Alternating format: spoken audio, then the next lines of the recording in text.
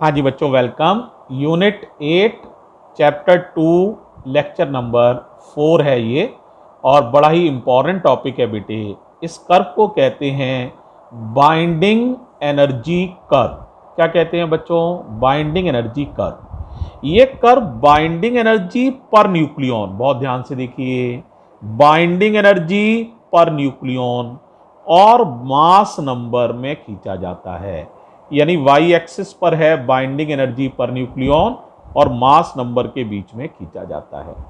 ठीक है, अगर आप ध्यान से देखें तो हाइड्रोजन की बाइंडिंग एनर्जी सबसे कम है, 1 MeV से जरा सी ज़्यादा है, तो यह है लगभग 1.1 MeV पर न्यूक्लियन। फिर आप देखें हाइड्रोजन के पड़ोस में 3 पीक हैं आगे चल के, एक पीक ये है, एक ये है, एक ये है। यानी इनकी बाइंडिंग एनर्जी अपने पड़ोसियों से काफ़ी ज़्यादा है। बाइंडिंग एनर्जी का मेरा मतलब है बाइंडिंग एनर्जी पर न्यूक्लियन अपने नेबर से काफ़ी ज़्यादा है। जो फर्स्ट पीक है वो हीलियम के लिए है, 2He4। इसकी बाइंडिंग एनर्जी लगभग 7 MeV पर न्यूक्लियन है, देख रहे हैं। दूसरी पीक 6C12 कार्बन के लिए है, ये वाली पीक कार्बन के लिए है, और तीसरी पीक ऑक्सीजन के लिए है। फिर ये ग्राफ में बाइंडिंग एनर्जी पर न्यूक्लियन और बढ़ती है, और बढ़ते बढ़ते सबसे ज़्यादा बाइंडिंग एनर्जी पर न्यूक्लियन जो है वो है आयरन की, 26 Fe56। इसकी बाइंडिंग एनर्जी पर न्यूक्लियन सबसे ज़्यादा होती है। अब इसके बाद बाइंडिंग एनर्जी पर न्यूक्लियन कम होती चली जाती है, और जैसे जैसे मास नंबर और ज़्यादा बढ़ता है बाइंडिंग एनर्जी कम हो जाती है। यानी ट्रांस यूरेनिक एलिमेंट्स की, यूरेनियम के बाद वाले एलिमेंट्स की बाइंडिंग एनर्जी फिर कम हो जाती है। तो अगर कोई केयरफुली देखे तो वो कहेगा सर बाइंडिंग एनर्जी बीच में काफ़ी ज़्यादा है, इधर भी कम है शुरुआत में और लास्ट में भी कम है। तो इसका मतलब जो मीडियम साइज के एलिमेंट्स हैं उनकी बाइंडिंग एनर्जी काफ़ी ज़्यादा होती है। अब अगर इस कर्व को हम केयरफुली देखें तो बेटे हम कई सारे नतीजे निकाल सकते हैं, स्टेबिलिटी ऑफ न्यूक्लियस को लेकर भी, बाकी बातों को लेकर भी। तो पहली बात तो मैंने ये बता दिया कि बेटे शुरुआत में भी बाइंडिंग एनर्जी पर न्यूक्लियन काफ़ी कम है। ये एलिमेंट्स अपने नेबर्स की तुलना में सबसे ज़्यादा स्टेबल हैं, क्योंकि इनकी बाइंडिंग एनर्जी पर न्यूक्लियन काफ़ी ज़्यादा है, और इन एलिमेंट्स के नाम है हीलियम, कार्बन, ऑक्सीजन। सबसे ज़्यादा बाइंडिंग एनर्जी पर न्यूक्लियन आयरन की है, और फिर मास नंबर बहुत ज़्यादा बढ़ने से बाइंडिंग एनर्जी पर न्यूक्लियन कम हो जाती है। ठीक है, अब आप जरा ध्यान से समझिए इससे और क्या क्या इंफॉर्मेशन मिल सकती हैं। तो देखो बेटे, एक प्रोसेस होती है न्यूक्लियर फ्यूजन। क्या प्रोसेस है? न्यूक्लियर फ्यूजन, नाम सुना है? न्यूक्लियर फ्यूजन में होता क्या है, सारे स्टार्स में जो स्टार्स हैं, है ना, जैसे सन भी एक स्टार है, ज़्यादातर ये देखा जाता है कि हाइड्रोजन मिलकर हीलियम बनाती है। हाइड्रोजन मिल जाती है और क्या बनाती है, 4 1H1 मिल जाते हैं और उनसे हीलियम बनती है, और 2 पॉजिट्रॉन भी बनते हैं। अगर मैं रिएक्शन को बैलेंस ही करना चाहूँ तो 2 पॉजिट्रॉन बनते हैं, हीलियम बनती है और 2 पॉजिट्रॉन बनते हैं, और काफ़ी सारी एनर्जी फ्री होती है। तो लगभग 24.6 MeV एनर्जी फ्री होती है। अब एक सवाल ये है, सर ये बताइए हाइड्रोजन हमेशा हीलियम ही क्यों बनाती है? तो उसका जवाब आप यहाँ से दे सकते हैं। ऐसा क्यों होता है? क्योंकि हाइड्रोजन की बाइंडिंग एनर्जी काफ़ी कम है, और उसके पड़ोस में सबसे ज़्यादा स्टेबल हीलियम है। उसके पड़ोस में सबसे ज़्यादा स्टेबल हीलियम है, तो हाइड्रोजन हमेशा हीलियम बनना चाहती है ताकि उसकी स्टेबिलिटी कई गुना बढ़ जाए। इसीलिए हर स्टार में न्यूक्लियर फ्यूजन की घटना होती है, तो हम आसानी से समझ सकते हैं। दूसरी बात, एक घटना और होती है, न्यूक्लियर फिशन। घटना का नाम क्या है? Nuclear fission. फिशन में क्या होता है, यूरेनियम और यूरेनियम के बाद वाले एलिमेंट्स टूट जाते हैं और टूटकर वो छोटे एलिमेंट्स बनाते हैं। लाइक बैरियम और क्रिप्टन में टूट जाते हैं, 3 न्यूट्रॉन फ्री होते हैं और एनर्जी फ्री होती है काफ़ी सारी, लगभग 200 MeV एनर्जी फ्री होती है ना। तो जब यूरेनियम पर हम एक न्यूट्रॉन को बम्बार्ड करते हैं तो ये न्यूट्रॉन के बम्बार्डमेंट से यूरेनियम टूट जाता है, टूटकर बैरियम बनता है, क्रिप्टन बनता है, 3 न्यूट्रॉन फ्री होते हैं और 200 MeV एनर्जी फ्री होती है। अब मेरा इस रिएक्शन में इतना इंटरेस्ट नहीं है, मैं जानना चाहता हूं ये रिएक्शन क्यों हो रही है, मैं इसके पीछे का कारण समझना चाहता हूं। तो फिर देखो हम समझ सकते हैं यूरेनियम की बाइंडिंग एनर्जी काफ़ी कम होती है, लेकिन जब वो टूटता है तो वो इन बिटवीन आ जाता है, कहीं यहाँ आ जाएगा, बैरियम क्रिप्टन यहाँ बनेंगे कहीं। तो बैरियम और क्रिप्टन की बाइंडिंग एनर्जी पर न्यूक्लियॉन काफ़ी ज़्यादा होती है यूरेनियम की तुलना में। इसकी वजह से जो प्रोडक्ट्स बनते हैं वो पहले से कहीं ज़्यादा स्टेबल हो जाते हैं। तो अपनी स्टेबिलिटी को बढ़ाने के लिए ही यूरेनियम टूटने की टेंडेंसी रखता है। ये भी बात क्लियर हो गई होगी।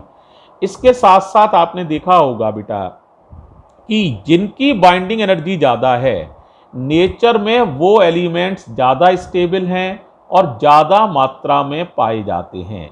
जैसे एयर ही देख लो, अपनी एयर जो पूरी है उसमें 2 ही चीज़ें हैं, ऑक्सीजन और नाइट्रोजन। नाइट्रोजन भी काफ़ी स्टेबल होता है, हालांकि इसमें पीक नहीं दिखाई गई है उसके लिए, लेकिन वो भी काफ़ी स्टेबल होता है। तो पूरी एयर में आप ये समझ लीजिए कि 2 ही गैसेस मेनली हैं, करीब 75-76%, 75 से 76% नाइट्रोजन है और करीब 23-24% ऑक्सीजन है। क्यों? क्योंकि ये एलिमेंट्स काफ़ी स्टेबल हैं। इसी तरह आप देखो, सारा आप वनस्पति से लेके पेड़ पौधे सब क्या है, कार्बन है। इसी तरह से पेट्रोलियम है ना, सारा यानी कि डीजल, पेट्रोल, ये सब क्या है, कार्बन है ना, ग्रेफाइट, डायमंड। तो इतना ज़्यादा जो कार्बन हमें मिल रहा है उसका कारण भी यही है क्योंकि इसकी स्टेबिलिटी अपने नेबरिंग एलिमेंट से काफ़ी ज़्यादा है।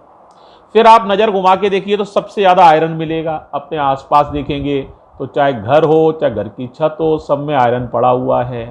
तो और फिर जब आप देखिए आयरन काफ़ी ज़्यादा है। क्यों? क्योंकि इसकी स्टेबिलिटी भी काफ़ी ज़्यादा है। ठीक है। अब एक घटना और होती है, उसको भी तुम्हें थोड़ा एक्सप्लेन करता हूँ। वो घटना होती है बच्चों, जरा पेज बदलना हूँ। वो घटना होती है, तुमने देखा होगा, एक चीज़ होती है, इसे कहते हैं रेडियो एक्टिविटी। नाम सुना है रेडियो एक्टिविटी सबने? रेडियो एक्टिविटी में होता क्या है कि जो न्यूक्लियस होता है ना, वो अपने में से अल्फा, बीटा या गामा डिके करता है। क्या करता है? न्यूक्लियस अपने में से alpha oblique beta oblique gamma decay करता है। अब एक सवाल है, ये रेडियो एक्टिविटी क्यों होती है? क्या कारण है कि रेडियो एक्टिविटी नेचर में प्रमोट होती है? तो फिर वही बात है, ये बेटे अनस्टेबल होता है, इसका जो अनस्टेबिलिटी इसमें होती है, तो ये अल्फा बीटा और गामा डिके करके इनको निकालने के साथ अपने में से कुछ एनर्जी भी रिलीज कर देता है। तो इन डिके के बाद ये जो प्रोडक्ट बनता है वो पहले से कहीं ज़्यादा स्टेबल हो जाता है। तो अपनी स्टेबिलिटी को बढ़ाने के लिए ही रेडियो एक्टिविटी भी शो होती है। कई एलिमेंट्स रेडियो एक्टिविटी को शो करते हैं। क्यों शो कर रहे हैं? To gain their stability. ठीक है। तो बच्चों ये भी समझ सकते हो। एक और बात देखो, थोड़ा सा अगर ध्यान दो तो एक और बात देखोगे। जैसे आप देखें 2He4 है ना, अगला देखें आप 6C12, एक और देखें 8O16। इनमें खास बात देखो, प्रोटॉन्स कितने हैं? 2, और न्यूट्रॉन्स कितने हैं? 4 में से 2 घटा लोगे तो न्यूट्रॉन्स भी 2 हैं। यहां देखो प्रोटॉन कितने हैं? 6, और न्यूट्रॉन भी 6 हैं। यहां देखो प्रोटॉन कितने हैं? 8, और न्यूट्रॉन भी 8 हैं। 26Fe56 को देखो, प्रोटॉन कितने हैं? 26, और न्यूट्रॉन कितने हैं? 30। अगर केयरफुली देखो तो आपको कुछ बातें दिखेंगी। एक तो ये कि जिनमें प्रोटॉन और न्यूट्रॉन दोनों नंबर इवन हैं, इवन माने 2 से कट जाते हैं, ये भी 2 से कट जाते हैं, ये भी 2 से कट जाते हैं, ये भी 2 से कट जाते हैं। तो जिनमें प्रोटॉन और न्यूट्रॉन दोनों नंबर इवन होते हैं वो न्यूक्लियस अपने पड़ोसियों की तुलना में ज़्यादा स्टेबल होते हैं। तो याद रखो, इवन इवन न्यूक्लियाई जो होते हैं, इवन इवन का मतलब है जिनमें प्रोटॉन की नंबर भी इवन है और न्यूट्रॉन्स का नंबर भी इवन है, वो सबसे ज़्यादा स्टेबल होते हैं, मोस्ट स्टेबल होते हैं। उसके बाद इवन ऑड, एक नंबर इवन है तो भी स्टेबिलिटी ठीक होती है। और ज़्यादातर देखा जाता है ऑड ऑड न्यूक्लियाई जो होते हैं वो सबसे कम स्टेबल होते हैं, ठीक है, लीस्ट स्टेबल।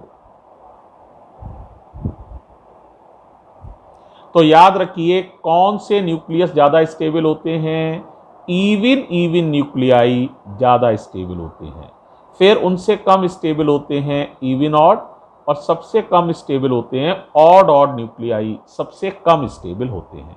अगर ऑब्जर्वेशन से देखेंगे तो ये बात भी आपको दिखेगी। एक और ऑब्जर्वेशन करते हैं, न्यूट्रॉन और प्रोटॉन का रेशियो, न्यूट्रॉन कितने हैं और प्रोटॉन कितने हैं, ये रेशियो बड़ा इंपॉर्टेंट है। अगर ये रेशियो 1 से बड़ा हो और लगभग 1.40 तक हो तो स्टेबिलिटी ज्यादा होती है, यानी न्यूट्रॉन थोड़े ज्यादा होने चाहिए प्रोटॉन से, है ना, थोड़े ज्यादा। लेकिन अगर न्यूट्रॉन बहुत ज्यादा हो जाए प्रोटॉन से, ये रेशियो 1.4 से भी बड़ा हो जाए, तो फिर स्टेबिलिटी कम हो जाती है, स्टेबिलिटी कम हो जाती है, यहां पर स्टेबिलिटी ज्यादा रहती है। तो न्यूट्रॉन प्रोटॉन रेशियो भी बड़ा इंपॉर्टेंट टर्म है।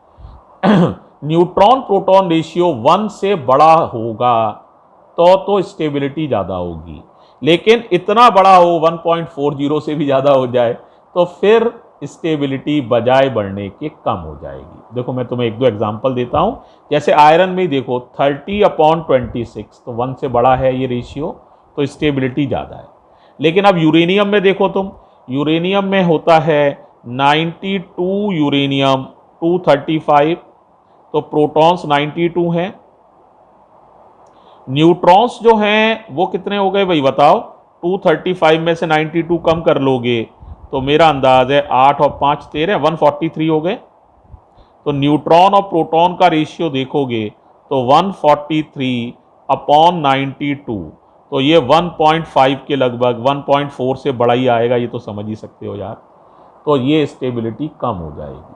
तो याद रखो न्यूट्रॉन ज़्यादा होना अच्छी बात है, लेकिन बहुत ज़्यादा होना ये अच्छी बात नहीं है। तो न्यूट्रॉन प्रोटॉन रेशियो भी इसमें हमें हेल्प करता है, ठीक है। तो इन सारी बातों को आप बाइंडिंग एनर्जी कर्व से देख सकते हो। तो क्या क्लियर हो गया? हमने कई चीज़ों के जवाब दिए इसमें, एक बार मैं रिपीट करता हूँ। एक ये कि कौन से एलिमेंट्स ज़्यादा स्टेबल होंगे, है ना, कौन से एलिमेंट्स ज़्यादा स्टेबल होंगे जिनकी बाइंडिंग एनर्जी पर न्यूक्लियॉन ज़्यादा होगी। दूसरा, नेचर में कौन से एलिमेंट्स ज़्यादा पाए जाते हैं जिनकी बाइंडिंग एनर्जी पर न्यूक्लियॉन ज़्यादा होती है, वो नेचर में भी ज़्यादा पाए जाते हैं। न्यूक्लियर फिशन और फ्यूज़न क्यों होते हैं? अपनी स्टेबिलिटी को बढ़ाने के लिए। छोटी चीज़ें मिलकर बड़ी बनना चाहती हैं ताकि उनका साइज मीडियम साइज हो जाए तो स्टेबिलिटी बढ़ जाएगी। बड़ी चीज़ें टूटकर छोटी बनना चाहती हैं ताकि उनका साइज भी मीडियम साइज हो जाए ताकि स्टेबिलिटी बढ़ जाएगी। इसीलिए ये घटनाएं होती हैं। रेडियो एक्टिविटी क्यों होती है? रेडियो एक्टिविटी में कुछ न्यूक्लियस स्पॉन्टेनियसली अपने में से खुद ही अल्फा, बीटा और गामा डिके करते हैं, जिसकी वजह से वो अपनी स्टेबिलिटी बढ़ाना चाहते हैं। इसीलिए रेडियो एक्टिविटी की घटना होती है, ठीक है। इसके अलावा मैंने आपको समझाया इवन न्यूक्लियाई सबसे ज़्यादा स्टेबल होते हैं। इसके अलावा बताया न्यूट्रॉन और प्रोटॉन का रेशियो भी काफ़ी इम्पॉर्टेंट होता है। अगर न्यूट्रॉन और प्रोटॉन का रेशियो 1.4 से कम है तो स्टेबिलिटी तब तो ज़्यादा होती है, ये रेशियो 1 से बड़ा होना चाहिए। 1.4 से छोटा होना चाहिए। लेकिन अगर ये रेशियो 1.4 से भी ज़्यादा है तो वो स्टेबिलिटी को कम करता है। तो इस तरह से आप बाइंडिंग एनर्जी कर्व को अच्छे से समझ गए होंगे। ठीक है बच्चों, थैंक यू बच्चों, और इसी के साथ ये चैप्टर आपका फिनिश है।